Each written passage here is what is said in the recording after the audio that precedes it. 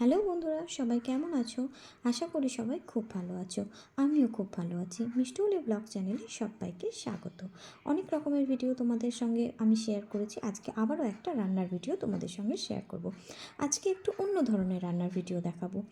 যারা অনেকেই আছে, অনেকের বাড়িতে অনেকের হজমের সমস্যা, খাবারের বেশি তেলযুক্ত খাবার খাওয়া বারণ আছে, অনেকের পেটের সমস্যা, বিভিন্ন রকমের নানান রকমের পেটের সমস্যার জন্য অনেকে বেশি মশলা জাতীয় খাবার, তেল জাতীয় খাবার খেতে পারো না। আজকে তোমাদের একটা হালকা পাতলা জ্যান্ত মাছ মানে হচ্ছে শিং মাছের ঝোল করে দেখাবো, যেটা ছোট বাচ্চারাও খেতে পারবে, এমনকি যাদের শরীর অসুস্থ রয়েছে, যাদের হালকা পাতলা খাওয়ার কথা ডাক্তাররা বলেছে, তারাও খেতে পারবে। দেখতে থাকো কেমন করে বানাই আজকে শিং মাছের ঝোল। মাছের ঝোলটা করার জন্য প্রথমেই সিম কেটে নিয়েছি, আর লম্বা লম্বা করে পেঁপে আর আলু। এই যে মাছগুলোকেও ভালো মতন ধুয়ে লবণ মাখিয়ে রেখেছি। আর এই যে মশলা তৈরি করে নিয়েছি, এর মধ্যে আছে জিরে, হলুদ, আদা, ব্যাস আর কিছু না। মাছগুলোতে হলুদ মাখিয়ে নিয়েছি, এবার এগুলোকে হালকা করে ভেজে নেব। মাছগুলোকে একদম হালকা করে ভেজেছি, যেহেতু জ্যান্ত মাছ তাই হালকা করে ভেজেছি। কড়াইয়ের তেল গরম হয়ে গেছে, আর এর মধ্যে দিয়ে দিলাম কালো জিরে। একটু ভাজা ভাজা হয়ে গেলে এবার এর মধ্যে দিয়ে দেব আলুগুলো দিয়ে দিয়েছি। আলুগুলো ভালো মতন নুন হলুদ দিয়ে ভেজে নেব, আর তার সাথে আর বাদ বাকি যে সবজিগুলো আছে সেগুলোকেও ভালো করে ভেজে নেব।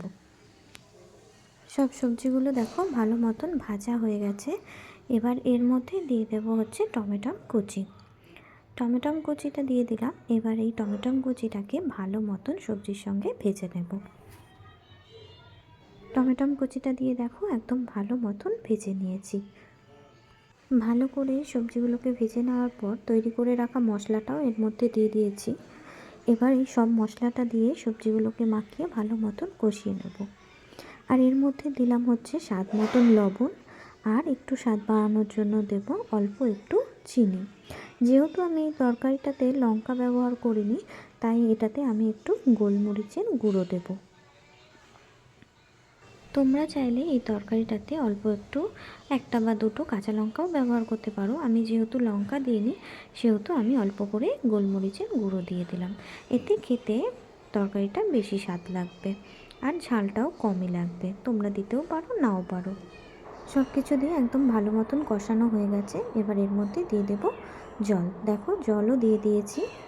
জল দেওয়ার পর অনেকক্ষণ ধরে ফুটানোর পর দেখো একদম আমার মাছের ঝোল রেডি হয়ে গেছে। তোমরা এভাবে খেয়ে দেখো, খুব ভালো লাগবে, খুবই উপকারী।